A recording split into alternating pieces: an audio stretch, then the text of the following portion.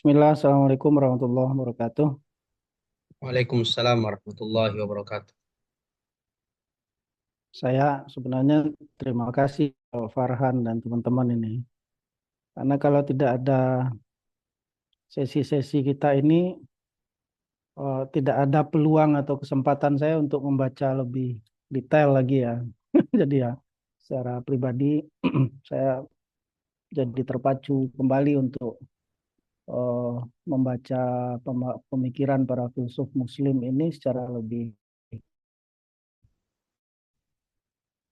terperinci, lebih detail.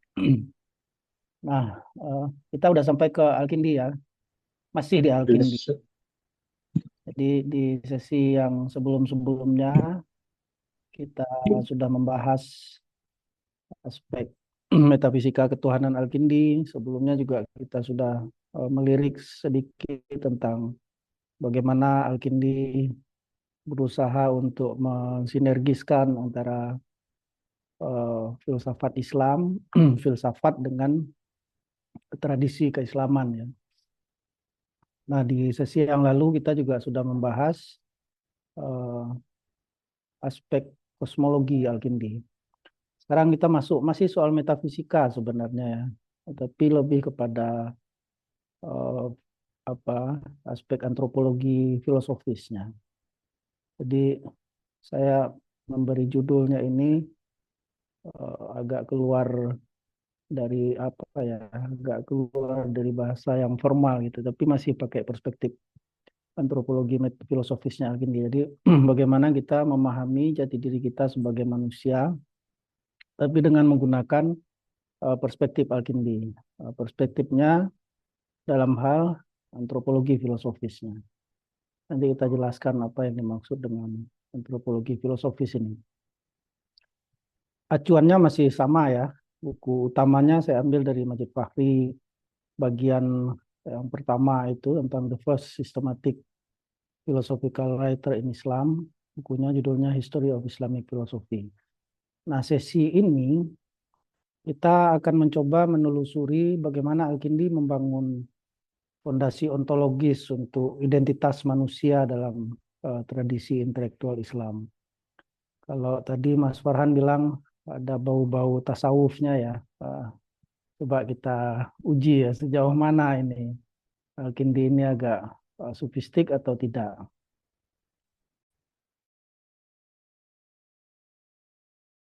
Kita alurnya masih sama ya.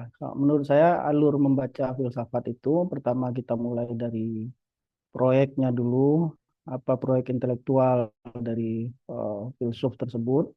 Kemudian yang kedua, problemnya apa persoalan filsafat yang dia bahas. Lalu yang ketiga, konsep ya.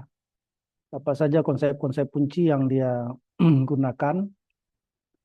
Lalu yang keempat, bagaimana dia membangun argumen untuk mengajukan pernyataan-pernyataan filosofisnya. Itu yang keempat. Yang kelima baru kita mengevaluasi argumen itu. Jadi ini pola ini sebenarnya seperti saya katakan di sesi-sesi yang lalu, ini pola yang biasa digunakan dalam filsafat analitik ya. Filsafat analitik sekarang sedang naik daun kalau dalam studi barat itu. Nah, saya berusaha untuk menggunakan pola itu kalau masih memungkinkan membaca eh, pemikiran filsuf Muslim yang diuraikan oleh Majid Fahri itu. Kita kembali melirik proyek intelektual Al-Kindi ya. Ruang lingkupnya masih sama ya dengan yang sesi yang lalu.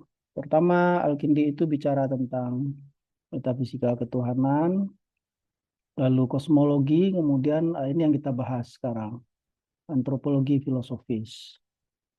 Kemudian eh, yang ini bagian dari metafisika ini yang saya lingkari merah ini. Di metafisika itu ada eh, tiga variabelnya ya. Pertama tentang teologi, yang kedua kosmologi, yang ketiga antropologi. Nah, implikasinya kalau dalam tradisi klasik itu, implikasinya itu mengarah kepada epistemologi dan etika. Jadi taruhlah ini dasarnya ya. Metafisika ini dasarnya dengan tiga variabel. Lalu dia berimplikasi kepada bagaimana argumen-argumen tokoh tersebut atau filsuf tersebut di bidang epistemologi dan di bidang etika. Kira-kira begitu alurnya. Tujuannya masih sama Al-Kindi ya. Kita mau melihat bagaimana Al-Kindi membawa filsafat Yunani agar diterima dalam konteks khazanah keilmuan Islam. Supaya filsafat Islam itu tidak dianggap sebagai makhluk asing lah kira-kira. Lalu metodenya sama dengan yang digunakan di persoalan metafisik kemarin. Ada unsur penalaran logisnya. Ya, dari sini kita bisa mengurai argumen ya. Karena dia menggunakan model demonstratif ini, penalaran logis. Ditambah dengan pengaruh Islamnya, prinsip tauhid gitu.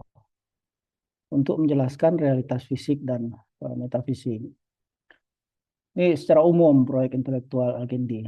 Nah, kita masuk ke pembahasan tentang antropologi filosofis yang untuk sesi ini.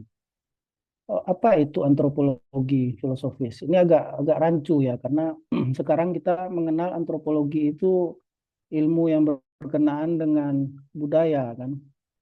Jadi ada fakultasnya sendiri itu, Fakultas Ilmu Budaya. Di situ ada program studi antropologi biasanya.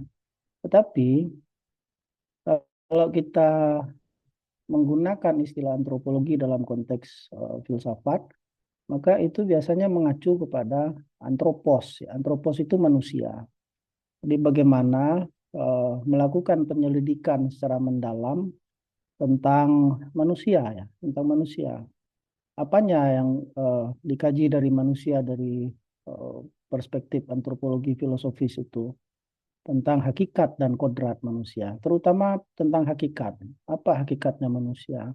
Makanya saya bahasakan eh, jati diri kita sebagai manusia itu apa sebenarnya. Itu pembahasan utama dalam antropologi filosofis. Mengapa kok begitu? Mengapa kok hakikat manusia ini penting dipahami dan dimengerti?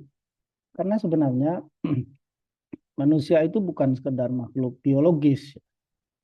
Artinya bukan sekedar tubuh yang bertumbuh ya, dari kecil kemudian anak-anak, remaja, dewasa, tua, terus jadi anak kecil lagi begitu ya, terus mati. Tidak sekedar begitu, tapi ada struktur ontologis di situ.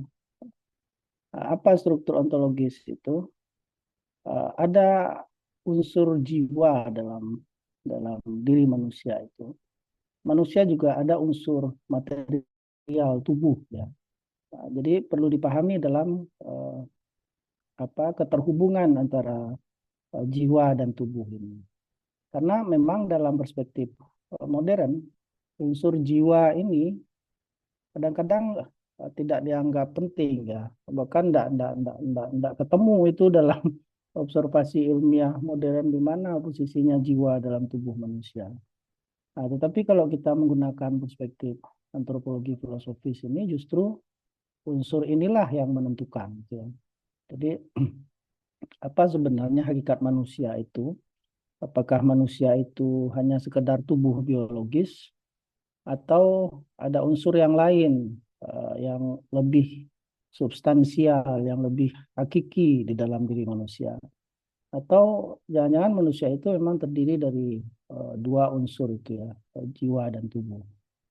Itu persoalan utama dalam antropologi filosofis. Nah, problem atau persoalan turunannya banyak ya.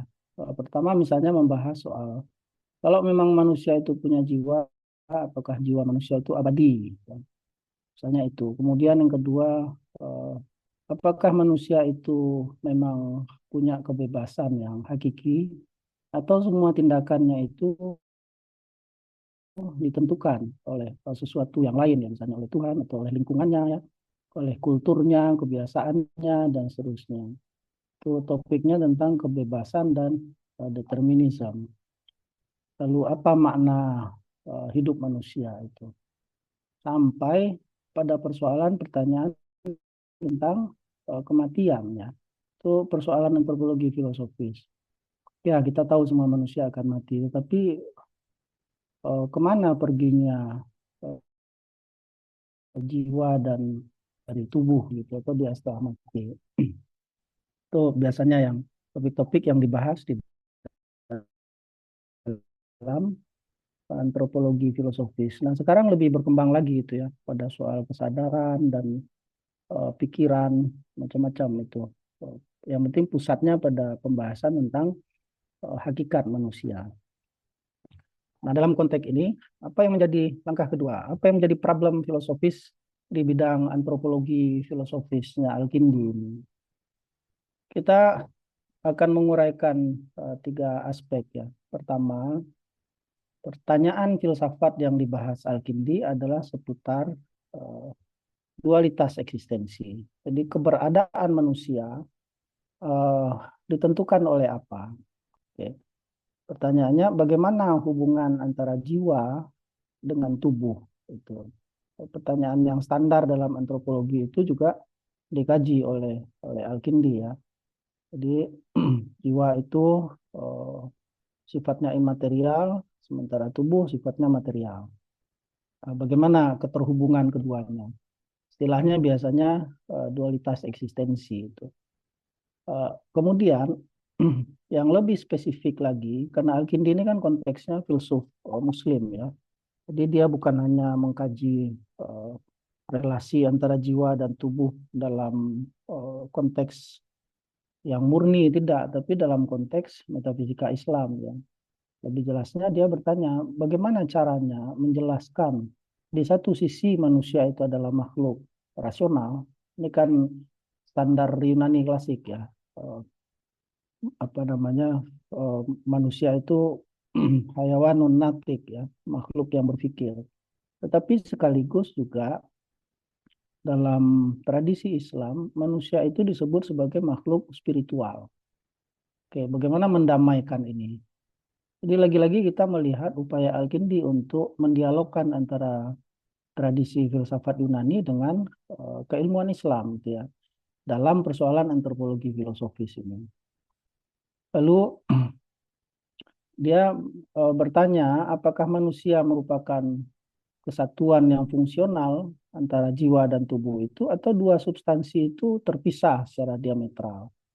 Ya, ini problemnya ya. Jadi pusat pertanyaan antropologi filosofis Al-Kindi ada pada persoalan jiwa dan tubuh ini. Jiwa dan tubuh itulah yang kita sebut sebagai jati diri. Nah, saya kira ini pertanyaan filosofis yang selama masih ada manusia itu kita masih dihadapkan kepada pertanyaan yang sama ya. Nah, mengapa ini penting dalam konteks Al-Kindi ya? Pertama, jelas dia ingin melakukan pembelaan terhadap pandangan atau prinsip dasar Islam tentang tauhid ya. Jadi dia berusaha untuk menentukan problem utama dalam antropologi filosofis itu, yaitu tentang hakikat manusia, bagaimana caranya agar pandangan itu konsisten dengan konsep tauhid. Eh, Perlu kita garis bawahi itu ya, bahwa memang cara berpikir filosofisnya Al-Kindi tidak bisa dilepaskan dari prinsip dasar dia tentang tauhid. Entah itu di dalam konteks metafisika ketuhanan, ataupun dalam kosmologi, ataupun dalam antropologi filosofis yang kita bahas saat ini. Yang kedua, pandangan Al-Kindi tentang antropologi filosofis itu atau hakikat manusia itu dia menjadi dasar untuk kajian tentang epistemologi dia nanti. Teori pengetahuan dia ya. Jadi kalau kita mau menghasilkan pengetahuan atau mau mengerti tentang bagaimana teori pengetahuan itu, sumber, kemudian metode dan validitas pengetahuan, maka lebih dahulu kita perlu memahami subjek yang mengetahui itu dulu, manusianya dulu. Jadi pengetahuan itu atau ilmu itu tidak ada gunanya kalau tidak ada manusia gitu ya. Jadi perlu dipahami dulu konteks manusianya. Jadi dia jadi fondasi bagi epistemologi. Nah, yang lebih penting menurut saya, dia menjadi fondasi etika, pembahasan tentang kebaikan ya. Mengetahui jati diri adalah langkah awal untuk menentukan tujuan hidup ya, nilai-nilai moral apa yang dianggap bermakna ya. Itu tergantung daripada kita memahami jati diri kita, apakah lebih condong kepada jiwa atau kepada tubuh atau kesatuan keduanya gitu ya. sangat menentukan kali nilai-nilai moral mana yang akan kita pegang. Kemudian dalam konteks diskursus filsafat pada masa Al-Kindi, pembahasan tentang antropologi filosofis ini merupakan jembatan yang mendialogkan antara tradisi Yunani, ya, terutama Plato. Kalau di dalam pembahasan kosmologi dan metafisika ketuhanan, kemarin lebih banyak dia merujuk kepada pandangan Aristoteles dan Neoplatonis, ya. Kalau di dalam persoalan antropologi filosofis ini dia lebih banyak merujuk ke Plato. Oke, bagaimana mendialogkan tradisi Yunani, terutama Plato dengan ajaran Islam, ya, tentang keabadian jiwa. Konteksnya Al-Kindi. Bagaimana dengan kita sekarang? Apa sih gunanya kita memahami jati diri dengan perspektif Al-Kindi itu? Kita hidup di abad ke-21. Abad 21 itu abad dalam konteks pembahasan tentang manusia, ya, abad neuroscience lah. Ya. Pusatnya bukan pada jiwa lagi, tetapi pada otak gitu. Jadi kadang-kadang jiwa itu dianggap tidak ada, yang ada adalah mekanisme otak gitu. Jadi apa yang kita sebut sebagai jiwa itu menurut menurut neurologi itu adalah semacam mekanisme kompleks dari proses kerja otak, ya. Nah, itu akhirnya kita menganggap bahwa apa namanya ada kecenderungan untuk mereduksi kesadaran menjadi hanya sekedar proses neurologis di otak. Jadi jiwa hampir dianggap tidak ada untuk konteks kita sekarang. Nah, bagaimana kita menggunakan atau menginterpretasikan ulang pandangan Al-Kindi tentang hakikat manusia tadi untuk berhadapan dengan asumsi dasar filosofis yang ada di dalam neuroscience. Ada sebuah problem yang diajukan oleh David Chalmers, ya, misalnya dia mengatakan begini, bisa tidak kesadaran itu bukan dianggap sebagai sebuah proses kerja jiwa, tetapi itu hanyalah sebagai proses kerja fisik. Jadi eh, pusatnya manusia kalau di dalam perspektif modern, ya, itu kan di otak, ya, otak. Jadi kadang-kadang itu besarnya volume otak itu menentukan macam-macam itu dalam diri manusia. Bahkan, ya, perasaan seseorang itu merupakan hasil kerja otak sebenarnya menurut eh, menurut neurologi sekarang, ya, sains itu. Nah, termasuk juga kesadaran yang kita maksud dengan consciousness itu atau kesadaran itu bukan bukan kerja jiwa, ya, tapi itu kerja otak. Nah, artinya kalau otak itu dianggap sebagai anatomi fisik manusia gitu, bagian dari fisik manusia, berarti ya manusia tidak butuh jiwa, tidak ada jiwa di dalam diri manusia itu. Dan dalam studi kekinian, ya, kan orang berusaha mencari secara ilmiah di mana sih posisi jiwa itu kalau emang jiwa ada di dalam diri manusia. Tidak ketemu. Yang ada hanya otak. Jadi apa yang dulu dipersepsikan sebagai jiwa dalam perspektif neuroscience modern itu hanyalah sebagai hasil dari kerja kompleks otak tadi itu.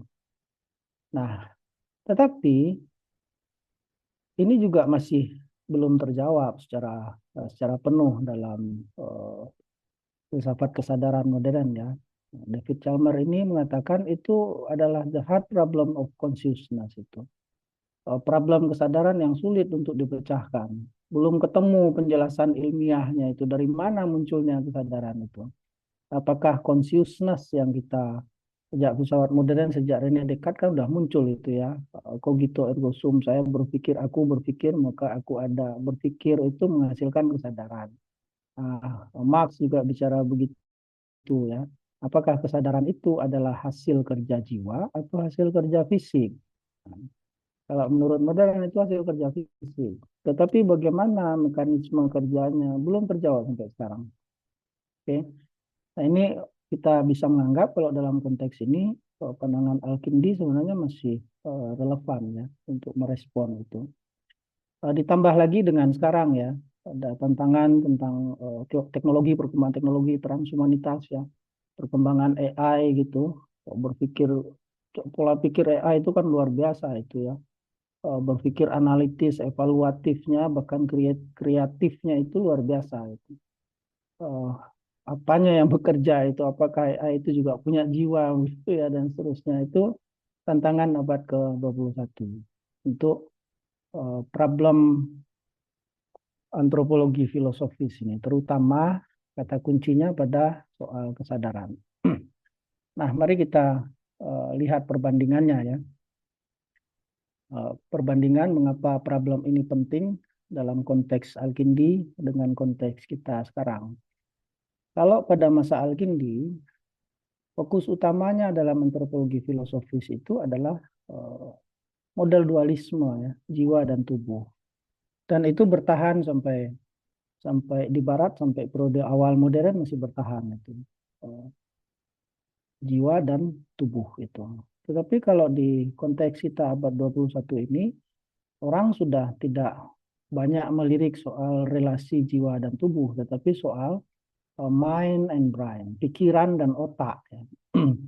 Ini sangat-sangat fisikalisme, sangat-sangat fisik sifatnya ya, karena pusat manusia itu dipahami sebagai adanya di otak, itu di brain. Nah, otak itulah yang menghasilkan pikiran. Pikiran. Jadi semuanya eh, hasil tindakan manusia itu pusatnya adalah di otak. Maka kalau dalam konteks modern kan disebutnya bukan sakit jiwa ya, tapi sakit otaknya yang sakit itu, yang bengkok itu. Nah, tujuan kajiannya kalau di dalam konteks Al-Kindi adalah untuk pembenaran teologis dan metafisik ya, karena keterkaitan dengan prinsip dasar Islam tadi. Kalau di konteks kita sekarang ada upaya yang luar biasa untuk melakukan penjelasan yang saintifik, ilmiah ya, fungsional begitu, untuk menjelaskan patologi-patologi atau apa namanya, penyakit-penyakit yang dulu disebut sebagai penyakit jiwa, sekarang disebut sebagai penyakit yang bersumber dari otak itu.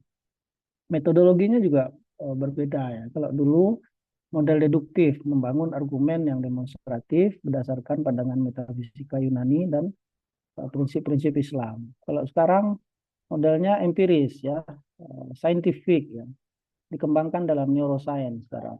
Bahkan mesin laboratoriumnya juga luar biasa canggih sekarang itu. Pertanyaan intinya, kalau dulu apakah jiwa itu abadi setelah mati, apakah ada keterkaitan antara jiwa dan tubuh, tapi kalau sekarang soal kesadaran ya, apakah kesadaran itu bisa direduksi menjadi sebuah proses mekanik kerja otak gitu. Itu pertanyaannya sekarang. Jadi kalau teman-teman uh, searching artikel di jurnal-jurnal filsafat itu yang membahas tentang consciousness ya, the problem of consciousness itu banyak sekali yang menarik itu pandangan-pandangannya yang berdasarkan pada temuan-temuan empiris yang sifatnya saintifik itu. Oke, mari kita berefleksi sebentar ya. Ini saya ambil bukan dari Majid Fahri, ini dari buku Open Question judul bukunya ya. Jadi dalam tradisi klasik itu ada istilah notice author atau kenalilah dirimu. Ini problem kesadaran eksistensial pertama ya. Jadi para filsuf klasik mengajak kita untuk mengenali diri kita dulu. Prinsipnya begini, manusia itu adalah objek fisik ya. Kita ini kan objek fisik ini. Diri kita masing-masing adalah objek fisik terutama ya. Kemudian kita juga melihat objek fisik yang lain ya. Yang kalau kita objek fisik yang hidup, tapi kalau misalnya kita melihat batu, itu juga sama-sama objek fisik, tetapi dia tidak hidup batu itu. Oke. Nah, kita bisa mengajukan pertanyaan filosofis di situ. Ada sesuatu yang non fisik ya. Eh, Apa namanya, mengapa kok apa yang membedakan antara kita sebagai objek fisik dengan batu yang sama-sama objek fisik tetapi kita hidup Sementara batu itu tidak. Maka jawabannya yang kita bisa ajukan adalah pasti ada sesuatu yang sifatnya non fisik, ya, yang memungkinkan objek fisik seperti kita ini bisa hidup. Ya. Manusia bisa hidup karena ada sesuatu di dalam dirinya yang membuat dia hidup. Batu tidak hidup, ya, jadi benda mati karena sesuatu itu tidak ada di dalam batu itu. Nah, para filsuf klasik ya sampai modern, sampai kontemporer itu, ya, kecuali yang model materialistik dan monisme lah, itu mengatakan objek non fisik yang membuat kita sebagai manusia, tumbuh-tumbuhan, hewan itu hidup, itu namanya adalah soul, ya, jiwa. Tapi jiwa ini non fisik dia ya, beda dengan objek fisik. Kalau manusia ini kan tubuhnya objek fisik. Maka oleh karena itu, dalam buku-buku filsafat biasanya didefinisikan jiwa itu sebagai sesuatu yang memungkinkan objek fisik bisa memiliki kehidupan. Jadi kalau suatu saat misalnya kita manusia sekarang sebagai objek fisik masih hidup, itu artinya di dalam diri kita itu masih ada jiwa. Tetapi suatu saat kalau kita mati gitu ya, apa yang pergi dari fisik kita? Yang pergi adalah objek fisik itu, objek non fisik itu ya. Tradisi Indonesia mengatakan itulah nyawa ya. Kalau dalam bahasa sufistik, yang mistik tadi itu itulah ruh ya. Yang kalau tidak ada jiwa tadi itu, maka tubuh hanya materi yang fana ya, yang yang yang sudah mati dia, karena jiwanya udah pergi gitu. Jadi ini argumen dasar untuk membuktikan dalam tradisi filsafat sejak periode klasik bahwa di dalam diri manusia itu ada yang bernama soul ini ya, jiwa itu. Oke, kelihatannya sederhana ya, tapi ini vital sekali dalam dalam pembahasan filsafat. Oleh karena itu, dalam tradisi filsafat, kalau ada anjuran untuk mengenali dirimu itu, ya kenalilah dirimu. Itu sebenarnya arahnya bukan kepada mengenali fisik, tetapi mengenali jiwa ini. Itu dalam tradisi filsafat klasik ya. Oke, kita lanjutkan ke tahap ketiga, itu konsep-konsep kunci Al-Kindi, konsep-konsep kunci yang digunakan oleh Al-Kindi.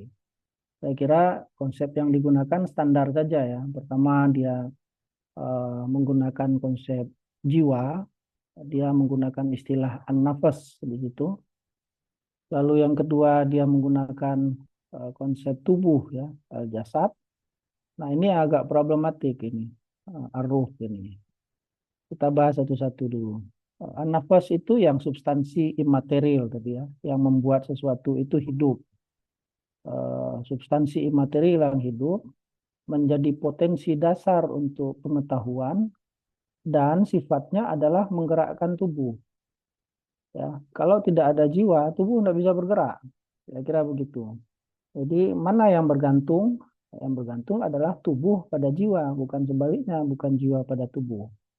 Jiwa bisa hidup kalau tanpa tubuh, tetapi tubuh tidak bisa hidup tanpa jiwa. Nah, kira-kira begitu ya. Artinya dia lebih superior jiwa ini. Istilah yang digunakan adalah an-nafas. Di dalam bahasa Arab, an-nafas ini juga merujuk kepada arti diri sebenarnya ya, kesatuan antara jiwa dan tubuh itu. Oke, yang kedua jasad. Jasad ini yang aspek material, ya. Aspek material. Kalau nafas tadi immaterial ya, tidak tersusun dari materi dia. Kalau jasad ini material, dia karena dia material maka berubah ya, karakteristiknya bisa berubah. Kita umur 2 tahun pasti tubuh kita sudah berbeda dengan kita yang umur 20 tahun kan. Kemudian kalau dulu rambutnya hitam semua kayak Farhan, tapi nanti Mas Farhan umur 40-50 sudah mulai memutih itu. Alternatifnya cuma dua kan, memutih atau hilang gitu ya. Karena hilang ya habis rambutnya itu. Uh, Maka ya itu alternatifnya itu menunjukkan bahwasanya secara material tubuh kita itu berubah. Terus karena dia material maka dia tidak abadi ya, kan. Terus ada anatomi-anatomi dalam tubuh kita. Pasti anatomis sifatnya. Dan tunduk pada ruang dan waktu tubuh kita. Oke. Nah, tunduk kepada hukum alam. Itu udah pasti itu ya. Kalau tidak makan 5 hari ya pasti mengurus badannya. Kan? Itu jiwanya juga ikut kurus enggak? Belum tentu kan? Di penjara itu kalau misalnya orang di penjara, yang di penjara tubuhnya, jiwanya apakah ikut di penjara? Belum tentu. Oke. Itu jasad ya. Dua ini konsep dasar yang digunakan oleh Al-Kindi. Bagaimana dengan ruh? Ruh itu adalah kalau kita definisikan ya, ruh itu prinsip ilahi ya, sifatnya rohani ya dalam diri manusia. Jadi ada karakter spiritualitas kalau di dalam ruh itu. Nah, cuman Al-Kindi memang menggunakan istilah ruh, tetapi dia tidak banyak berfokus pada istilah ruh ini ya, konsep ruh. Dia lebih menggunakan konsep nafas. Mengapa kok begitu? Jadi kita perlu bedakan antara uh, mana yang metafisik, ya, karena sama-sama imaterial itu, mana jiwa yang bersifat metafisik dan mana jiwa yang bersifat spiritualistik. Kalau yang bercorak mengarah kepada metafisik, itu istilah yang paling tepat adalah nafas, kalau di dalam tradisi Islam. Ya. Tetapi kalau yang mengarah kepada spiritualitas, pengalaman spiritual, ya, spiritual experience, begitu, maka istilah yang paling tepat adalah ruh. Oke. Nah, dalam tradisi filsafat Islam, biasanya kalau hakikat diri manusia itu menekankan dimensi spiritualitas dalam artian pengalaman spiritual yang mengarah kepada mistisisme tadi itu, maka biasanya yang digunakan adalah istilahnya konsep ruh yang digunakan. Ya, misalnya dalam Ghazali ya, itu menggunakan konsep ruh. Tetapi kalau yang mengarahnya kepada metafisika saja, tidak kepada spiritual experience itu, bukan kepada pengalaman spiritual, maka konsep yang biasa digunakan adalah nafas. Oke, itu dia. Al-Kindi di mana posisinya? Al-Kindi di nafas ini. Karena istilah ruh itu tidak dikenal dalam tradisi filsafat Yunani ya. Ini kan baru dikenal dalam tradisi mistisisme Islam atau tasawuf gitu. Jadi meskipun kita menemukan istilah ruh di dalam Rosail Al-Kindi, tetapi istilah itu tidak menjadi konsep kunci dalam Al-Kindi. Beda dengan Ghazali nanti ya. Ghazali dia menggunakan istilah ruh ya. Nafas juga dia gunakan. Uh, Ruh ini larinya kemana? Larinya ke kolop ya, kolop atau hati. Ini pemancarnya ya. Kalau nafas larinya kemana? Larinya ke rasio pemancarnya. Itu bedanya. Nah, yang spiritualitas itu, apakah jati diri manusia itu bersifat spiritualistik? Kalau iya, biasanya menggunakan konsep ruh, pasti. Tapi kalau tidak, menggunakan konsep nafas. Al-Kindi di sini, di konsep nafas ini. Nah, kemudian dia juga mengajukan satu konsep penting ya, tentang dualisme jiwa dan tubuh. Jadi, diri manusia itu terdiri dari dua unsur, kata Al-Kindi.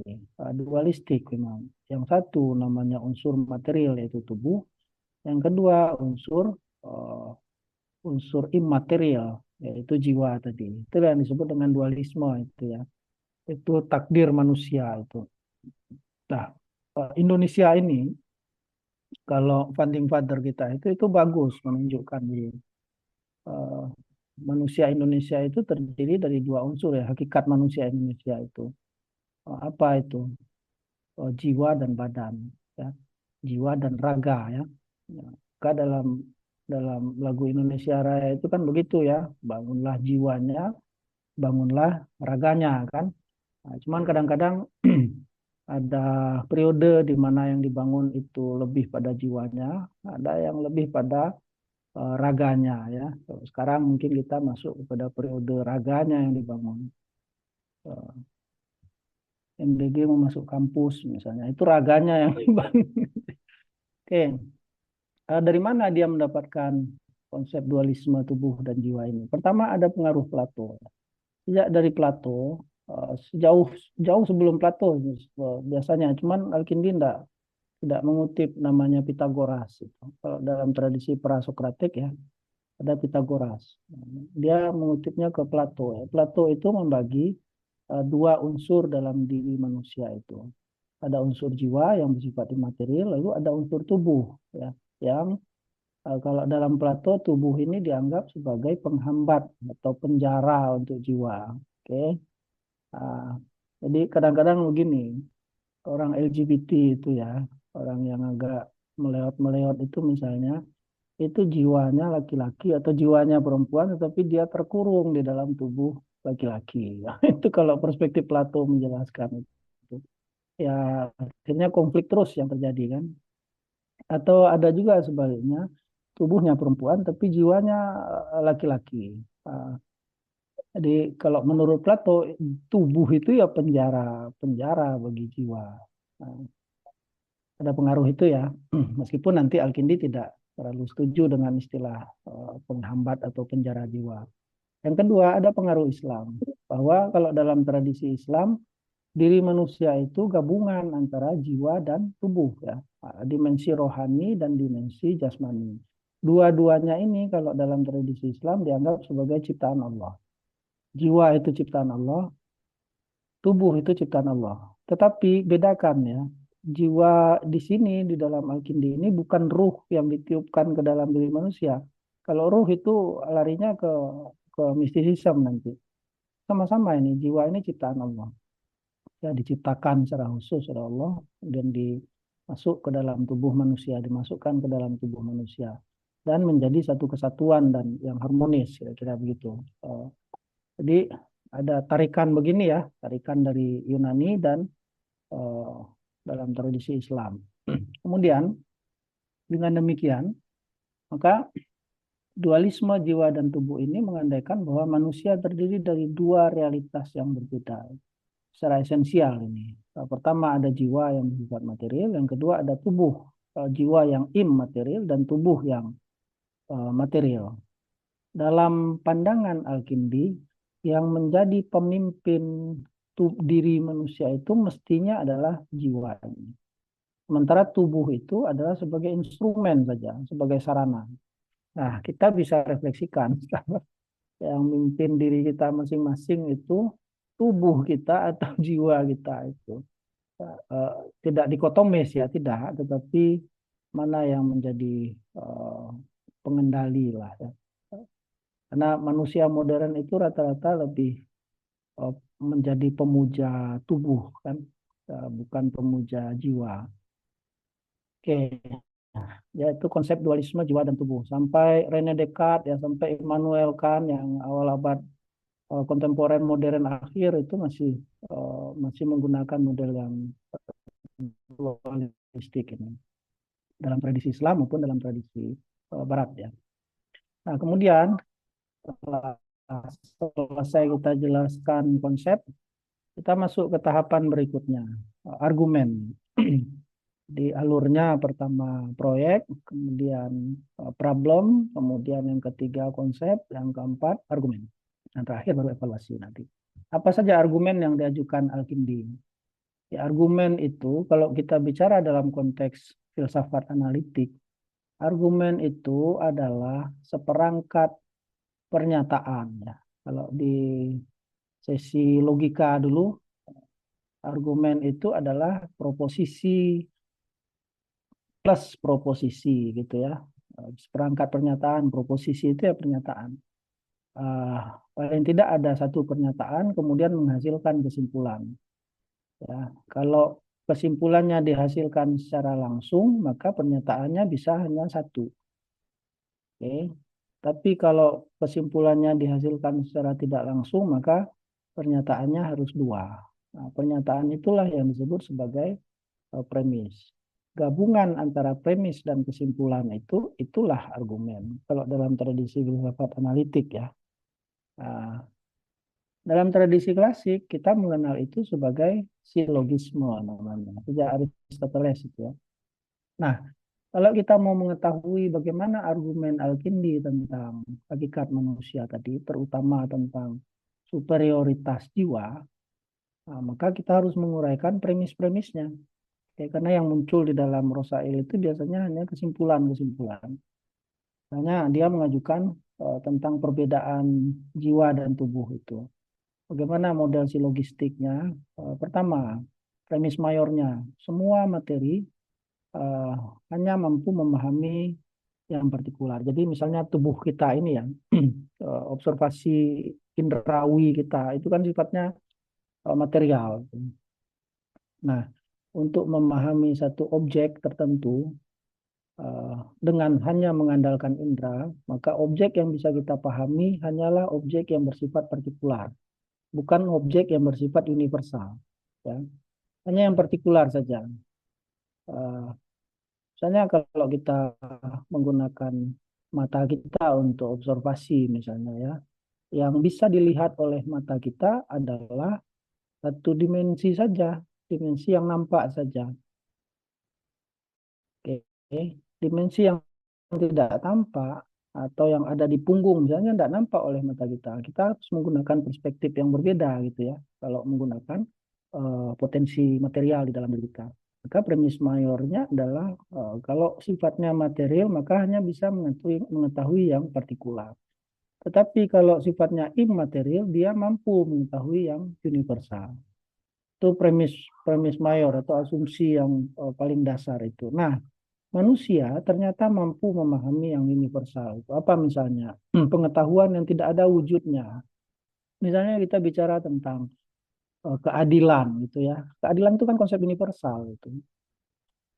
Oke, konsep yang universal ya. Pakai apa kita memahami atau membicarakan keadilan itu? Apakah pakai indera kita?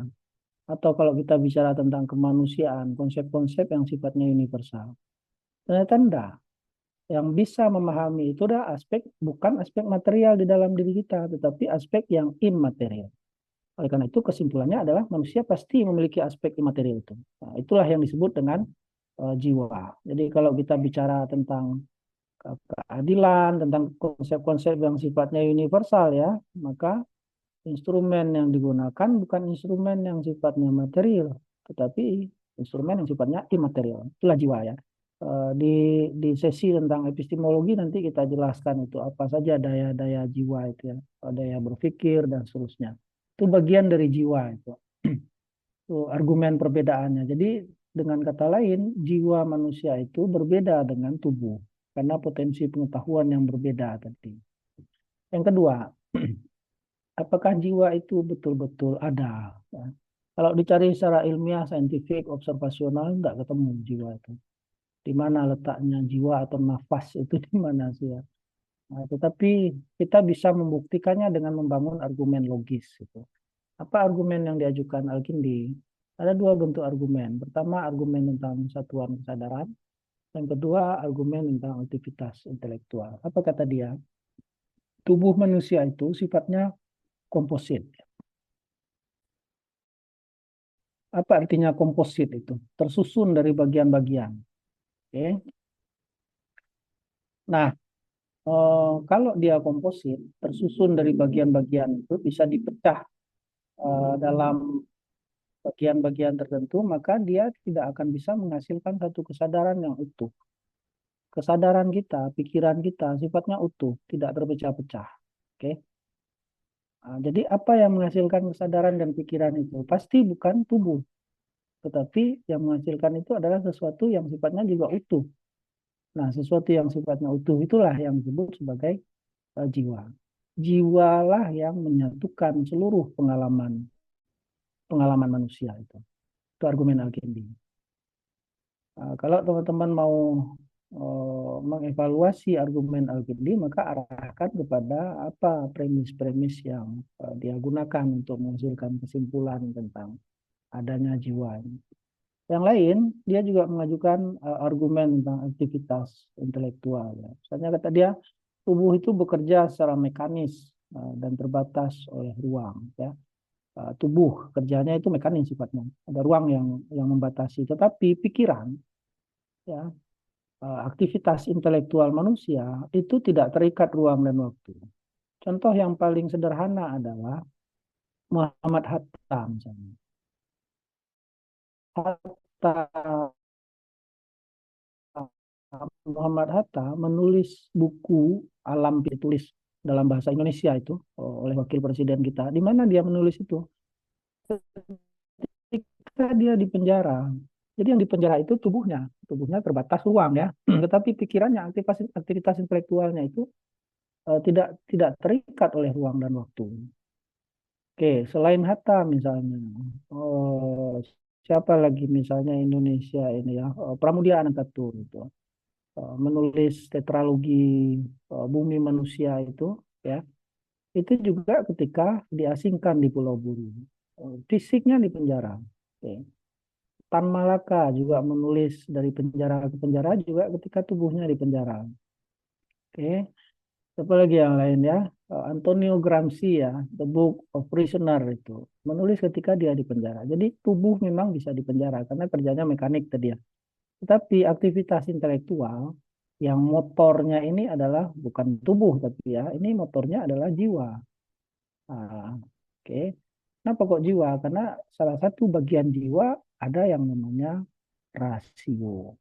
Tapi nanti ini kita bahas secara lebih detail di aspek epistemologinya ya. Jadi ini membuktikan aktivitas intelektual itu membuktikan bahwasanya di dalam diri manusia itu ada satu unsur yang sifatnya imaterial. Itulah jiwa. Ini membuktikan jiwa memiliki derajat, bahkan membuktikan bahwasanya jiwa itu derajatnya, kedudukannya lebih tinggi daripada tubuh. Tubuh bisa dipenjara, tapi tidak ada yang bisa memenjara pikiran kita itu, kecuali kita sendiri yang memenjarakan. Ya. Tidak ada yang bisa memenjarakan pikiran kita itu, tidak ada, kecuali kita sendiri. Nah, problemnya adalah muncul ketika hasil pikiran kita ungkapkan dalam bentuk kata-kata, kalimat, simbol. Nah, itu baru dia bersentuhan dengan pandangan orang lain ya. Oke. Kemudian Al-Kindi juga menjelaskan tentang struktur ontologis jiwa. Maka bisa kita simpulkan begini. Dalam pandangan Al-Kindi, pemahaman terhadap diri manusia itu berarti memahami bahwa manusia secara ontologis, secara metafisik, terdiri dari dua unsur, jiwa dan tubuh. Dan saya kira ini penting ya untuk kesadaran eksistensial kita itu. Karena kadang-kadang kita lebih mementingkan tubuh gitu uh, dan menghiraukan menghiraukan jiwa ya. Padahal kalau sakit itu ya, uh, kalau sakit itu mana yang lebih berat, sakit jiwa atau sakit tubuh? Itu lebih berat sakit jiwa sebenarnya ya. Orang kalau sudah jiwanya sakit itu sudah kemana-mana perginya, makan aja jadi nggak enak. Jadi, oke, jadi secara ontologis kita perlu menyadari dengan menggunakan perspektifnya Al-Kindi ini bahwa diri manusia itu terdiri dari tubuh. Karakternya adalah tubuh dan jiwa ya. Karakternya adalah tubuh itu material, berubah dan fana. Kedua, jiwa itu imaterial, sebaliknya. Imaterial, mengetahui, tidak berubah dan abadi. Ini agak problematik sebenarnya ya dalam tradisi Islam. Tapi Al-Kindi mengatakan jiwa itu abadi. Nah, bagaimana hierarkinya? Al-Kindi mengatakan struktur ontologis ini kalau dalam perspektif filsafat Islam sifatnya hierarkis, berjenjang. Ya. Mana yang lebih tinggi?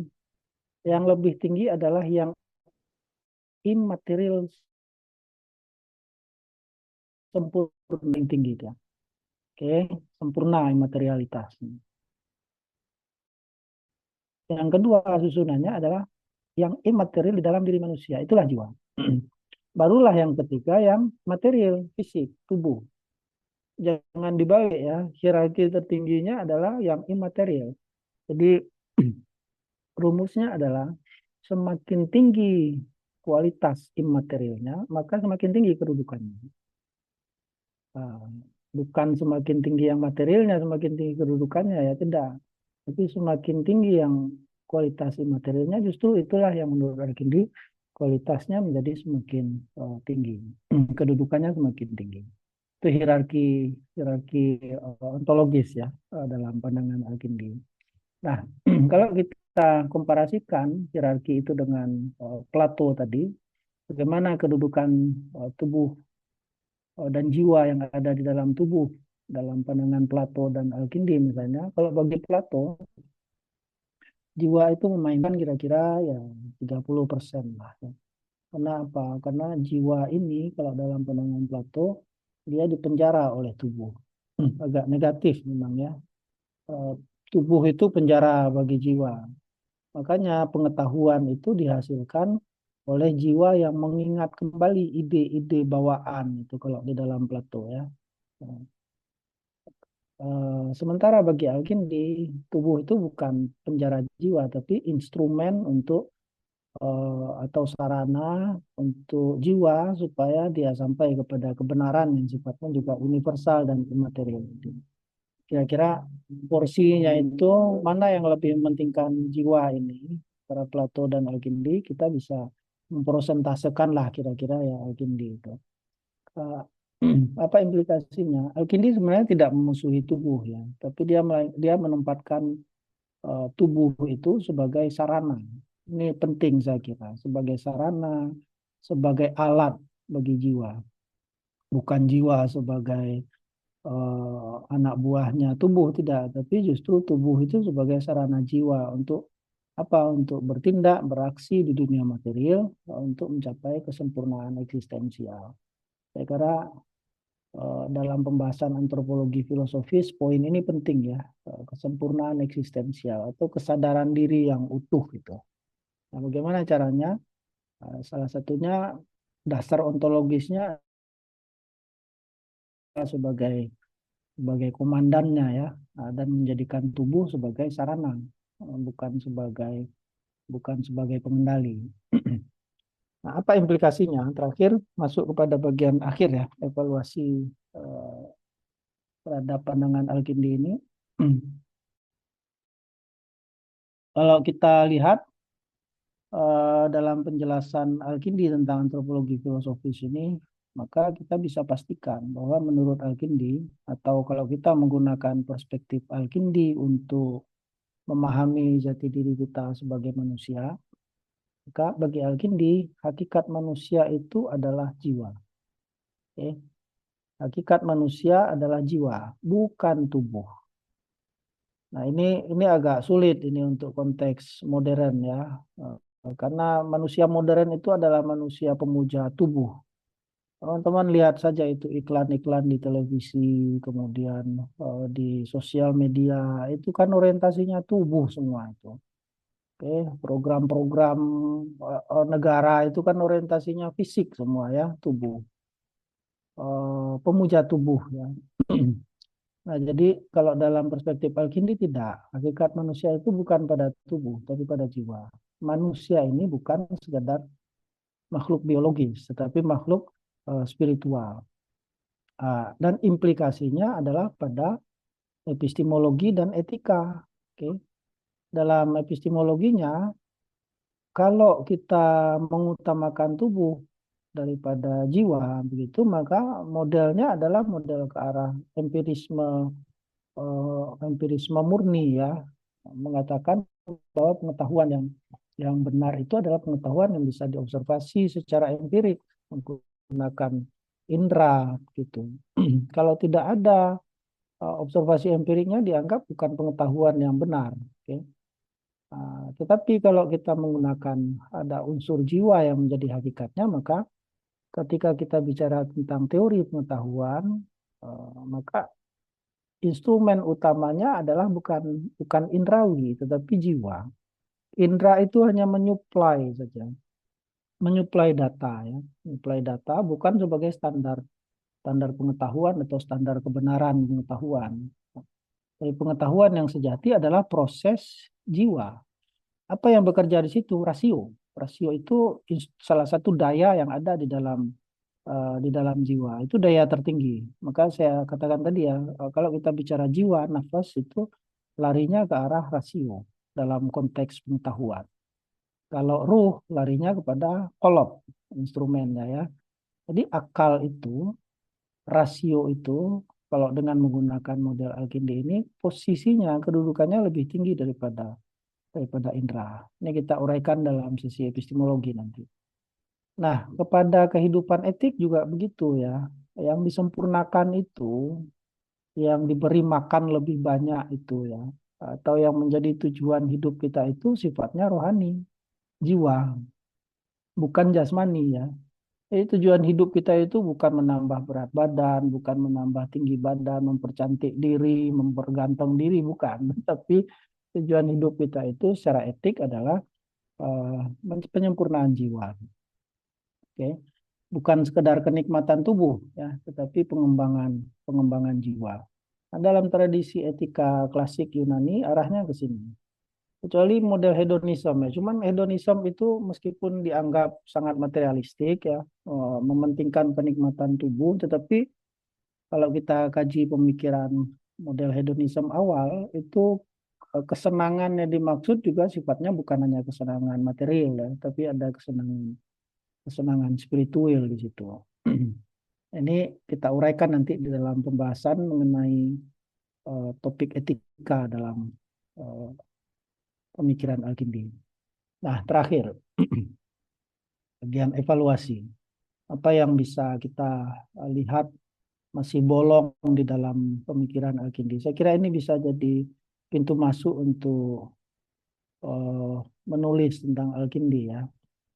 Pertama, yang tidak muncul adalah bahwa Al-Kindi tidak secara terperinci membahas bagaimana proses atau mekanisme jiwa mempengaruhi tubuh itu.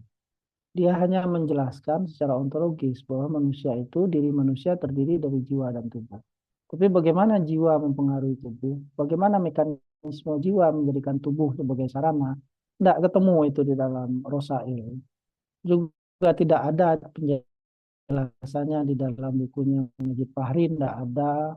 Dalam MM Syarif saya cari juga tidak ada. Dalam tulisannya Franklin juga tidak ada. Dalam Adamson juga tidak ada ya. Para penulis otoritatif Al-Kindi tidak menjelaskan ini. Sementara kalau kita kaji dalam tradisi filsafat Barat modern ya, sampai kepada aspek ini. Bagaimana jiwa itu berpengaruh kepada tubuh untuk menghasilkan satu proses namanya proses menyadari, consciousness itu. Maka memang topik tentang consciousness, kesadaran itu tidak ketemu di dalam pembahasan Al-Kindi. Jadi itu yang pertama ya. Yang berikutnya, Al-Kindi juga tidak membahas tentang apakah jiwa mengalami perkembangan atau tidak. Seolah-olah dia mengatakan jiwa itu padu satu ya, tidak berkembang. Tapi bagaimana menjelaskan kesadaran kita yang dari waktu ke waktu itu berkembang ya. Kesadaran individu kita ketika kita berusia 15 tahun dengan kesadaran kita ketika kita berusia 30 tahun itu kan berbeda kan. Ya mungkin ada yang baik, ada yang tidak, tapi kan mengalami perkembangan itu. Ini luput dari pembahasan Al-Kindi. The problem of consciousness, the problem of mind ya, the problem of imagination itu tidak muncul dalam kajian Al-Kindi. Padahal ya ini penting dalam konteks filsafat kesadaran modern. Lalu terakhir dalam neuroscience modern kesadaran itu tampaknya berkaitan erat dengan mekanisme otak, fisik dia ya. Al-Kindi jelas itu berada dalam asumsi dasar yang berbeda dengan neuroscience. Kenapa? Karena bagi Al-Kindi ada dua unsur utama ya, yaitu jiwa dan tubuh. Nah, yang paling penting adalah jiwa. Jadi bukan kalau memang ada istilahnya kesadaran, pengetahuan dan lain-lain itu hasil kerja jiwa kalau dalam Al-Kindi. Tapi kalau dalam neuroscience dan filsafat kesadaran modern ya, itu hasil dari mekanisme kompleks kerjanya otak, kerja fisik ya, kerja fisik otak. Jadi dasarnya bukan imaterial tapi uh, material. Nah, otak itu kan material kalau dalam studi neurologi itu. Ini yang ketiga, kira-kira bisa kita evaluasi secara kritis dari pandangan Al-Kindi tentang manusia atau tentang antropologi atau filosofis. Nah, saya kira ini bisa dikembangkan ke arah situ ya, ke arah pembahasan tentang filsafat kesadaran dalam tradisi modern. Oke, saya kira itu. Ini kira-kira gambarannya beginilah ya. Entah di mana itu letaknya jiwa itu sampai sekarang nggak ketahuan. Oh, jadi kalau dalam bahasa agama itu kalau ditarik nyawanya itu di mana itu gimana malaikat nariknya? Di mana posisi persisnya itu kan masih jadi pertanyaan apa ya? Pertanyaan ilmiah sampai sekarang itu.